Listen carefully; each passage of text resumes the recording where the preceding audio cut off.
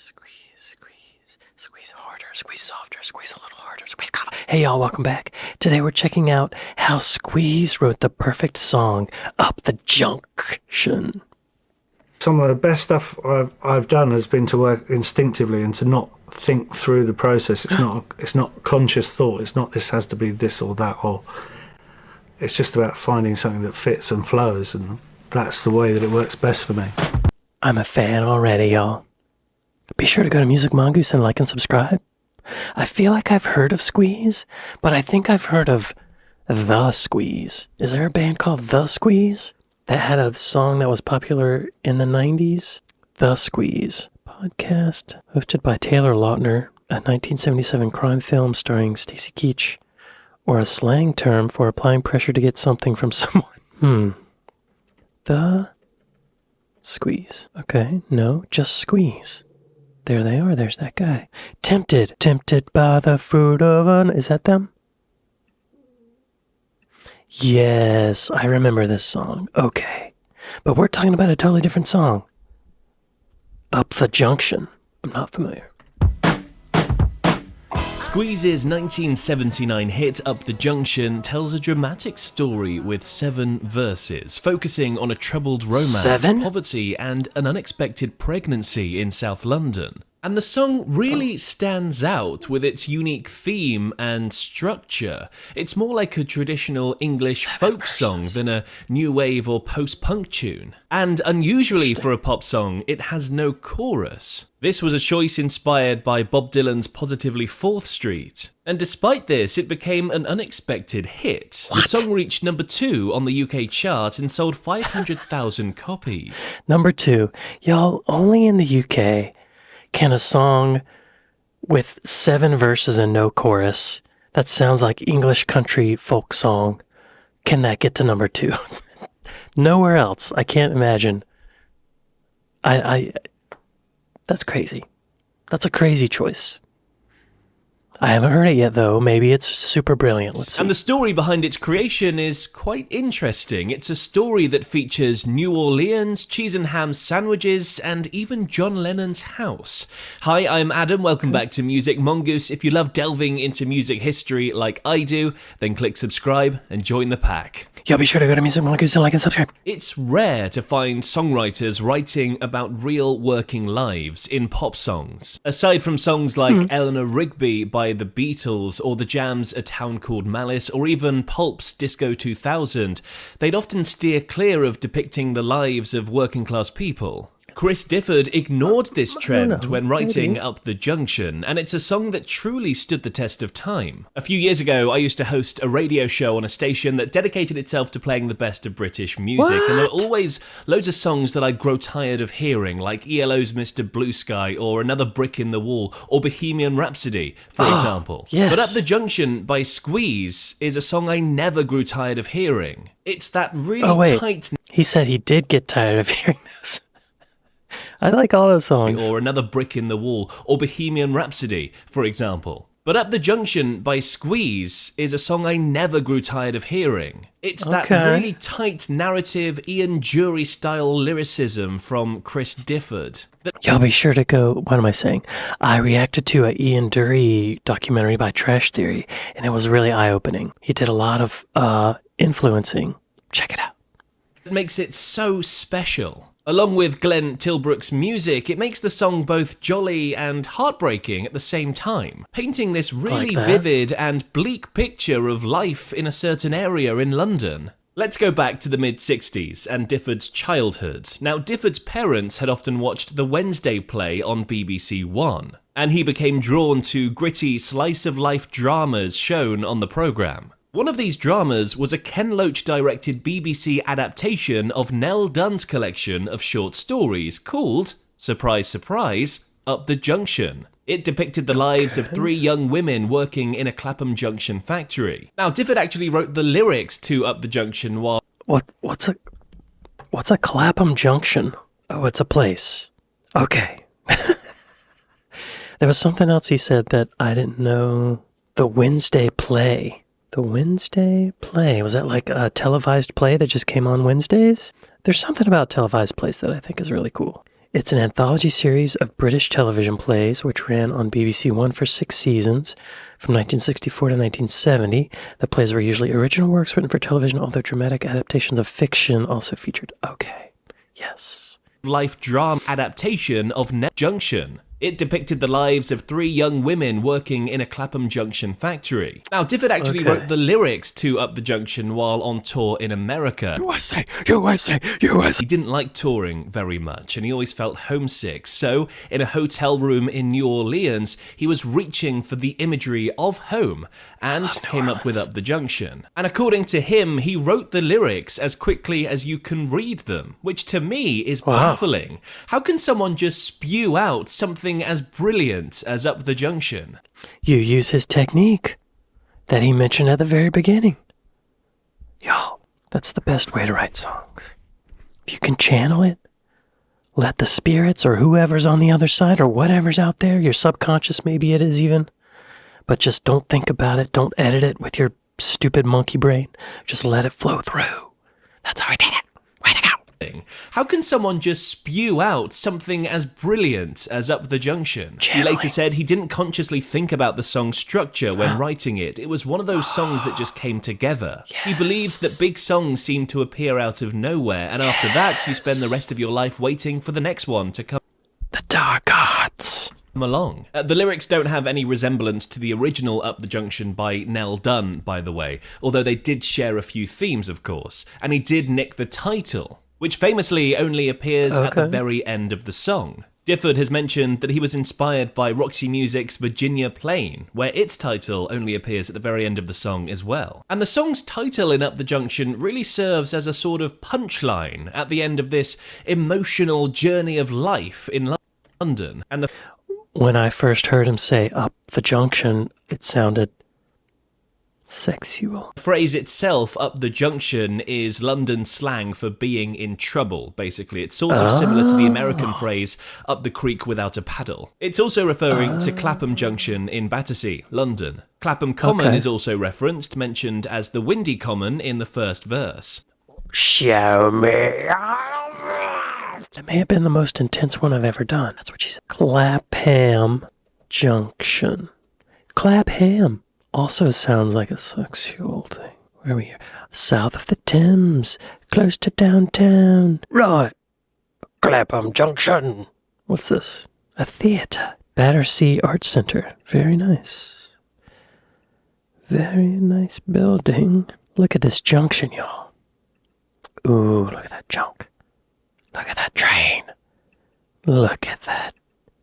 All right, continue, please. Eventually, the lyrics would find their way to Glenn Tilbrook, who'd composed the music for the track. We'll get onto that in a sec, but first, let's rewind and find out how Glenn and Chris first met, because their relationship is quite important in the creation of this track. Aged just 15, Glenn saw an ad in a shop window. It was seeking a guitarist for a recording and touring band. Oh, a recording and touring band. Not the sit on your hands band. Touring band with influences like the Kinks, Lou Reed, and Glenn Miller. Now, Tilbrook had already been playing with Jules. The Kinks, Lou Reed, and Glenn Miller? That's quite a combo. Like the Kinks, Lou Reed, and Glenn Miller. Now, Tilbrook had already been playing with Jules Holland for about a year at this point, but they hadn't connected as songwriters. So Tilbrook responded to the ad. He was the only one who did so, in fact. When Difford shared his lyrics with Tilbrook, he was blown away. Now, Difford had been writing songs since he was 11, and Tilbrook recognised a real uniqueness in his songwriting. And Difford's inspiration actually came from an English teacher at his school. This teacher would notice Difford scribbling poetry on his exercise books as a child and gave him Donovan and Bob Dylan albums. He told them that these people put poems to music. Maybe that's something you could think about. From there, Difford was set on being the David Bowie of Deptford. That's a good teacher, y'all. Then he met Glenn Tilbrook, and the two immediately clicked, forming a relationship as intense as a marriage. Difford was emotional and imaginative, while Tilbrook was more grounded and a naturally talented guitarist. They decided that Difford would write the lyrics, knowing Tilbrook would bring them to life with his music. As the band took shape, the pair lived together in a shared house, and Difford would leave lyrics for Tilbrook on a silver breakfast tray. Tilbrook would then take these lyrics and create vivid music to go along with them. Up the Junction. Right, I'm gonna leave you lyrics on the breakfast tray. Very good. Right. That's easy. And they live with each other, so it's like they're constantly doing it. Tilbrook would then take these lyrics and create vivid music to go along with them. Up the Junction marked a breakthrough, as it was the first of Difford's narrative lyrics to make it onto a record. And Tilbrook was proud of Difford for writing such a rich story. A couple having an unexpected baby and the relationship unraveling due to the man's drinking, all neatly within a pop song. Tilbrook would later say putting music to such powerful lyrics felt like both a privilege and an inspiration. Now, the song itself draws on traditional English music. As a teenager, Chris Difford would take trips to these rural folk clubs in Kent, where he listened to the performers there tell stories in songs. Show me on a map. Oh, it's this whole area here. A what in Kent? As a teenager, Chris Difford would take trips to these rural folk clubs in Kent. Rural Folk Club. Folk Club. Was it the Tonbridge Folk Club? That's the only one in Kent on this map. I'm gonna say yes, this is where it happened. Confirmed and verified. Where he listened to the performers there tell stories in songs. The rhyming couplets in Up the Junction were inspired by Ian Dury, known for his music hall style hits like Hit Me With Your Rhythm Stick. Right. Unlike Dury, Difford used half rhymes that highlight the narrator's personal feelings in Up the Junction. As in, she gave birth to a daughter, within a year a walker, she looked just like her mother if there could be another. And the song would become very well known for these half rhymes. While recording at Pink Floyd's Britannia Row studio, Glenn Tilbrook worked on Up the Junction during a lunch break. The rest of the band had gone for lunch, cheese and ham rolls, according to Tilbrook. Sitting at the piano with his guitar, he finished the tune by the time everyone returned. Hang on. I've looked up this recording studio before. Britannia Row Studio. Yes. Right there. I think it's an art gallery now, is that right? Glenn Tilbrook worked on Up the Junction during a lunch break. The rest of the band had gone for lunch, cheese and ham rolls, according to Tilbrook. Sitting at the piano with his guitar, he finished the tune by the time everyone returned. Sitting at the piano with his guitar. Wow, he's talented. And chose to leave out a chorus, believing it would disrupt the natural flow of Chris Difford's storytelling. When I stayed behind and looked at this lyric, and it was one of those lovely occasions where I didn't really have to work at anything. According to Tilbrook, with such vivid lyricism, his job was to create a tune that was pleasant but not distracting. He wanted the lyrics to be at the forefront. And it must be a real struggle sometimes for Glenn to get my lyrics and think, how am I going to put music to this? What emotion does it seek? Now, when they first presented this song to their record label, A&M, they rejected it. The managing director, Derek Green, suggested it needed a hook at the start. You see, at first, Jules' keyboard part at the beginning wasn't included, but now it's hard to imagine the song without it. It does add something, that really recognisable intro. Fair play. Okay, interesting. One of the few times when a record label's suggestion made it a little better. It does add something, that really recognisable intro. Fair play to Derek Green for making that happen. Now, Squeeze's manager doubted that Up the Junction would become a hit. He even said he'd eat his own hat if it charted. Then it reached number 2 in 1979, and it remains one of Difford's favourite tracks. It's unclear if their manager did actually eat their hat or not. If he didn't, as for the music video, it was filmed in the kitchen of John Lennon's former home, where he'd made the Imagine promotional video.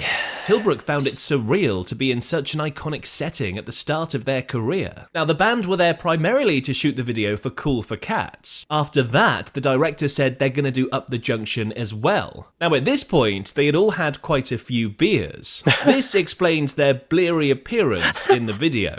Around this time, the press started calling Difford and Tilbrook the new Lennon and McCartney, a label their marketing team obviously latched onto. Tilbrook thinks they never quite reached the levels of Lennon and McCartney, but he does think Up the Junction has earned its place among timeless classics. And I'd have to agree with that. Now, by the way, the self-pitying protagonist in the tune may have been taken by the devil, but in 1998, the girl from Clapham reappears in another Squeeze song, A Moving Story, from Domino. In this song, she had remarried, moved to the coast, and her daughter was preparing to wed. Difford felt she deserved a happier ending, which is lovely. Now, if you like the song, you will love this cover of it by a Greater Manchester band called The Lathams. I never thought it would happen with me and a girl from Clapham. Out on the windy common, that night I ain't forgotten. They do a brilliant take on it, and they are a brilliant indie band, well worth a listen. And to learn the story behind another iconic song, click over here to find out how Def Leppard made Pour Some Sugar on Me. Y'all be sure to go to Music Mongoose and like and subscribe. Listen to the song. I've never heard it. It's number 4 on their top songs on Apple Music. I felt like a chorus should have come in. It's like a bridge. It's speeding up. Oh. Okay. What a weird song. It did have sort of a bridge in there. Even after hearing it, I do have to say I'm surprised it got to number 2 on the charts. Just because there's no chorus, there's no hook. Although, that melody is kind of a hook. Is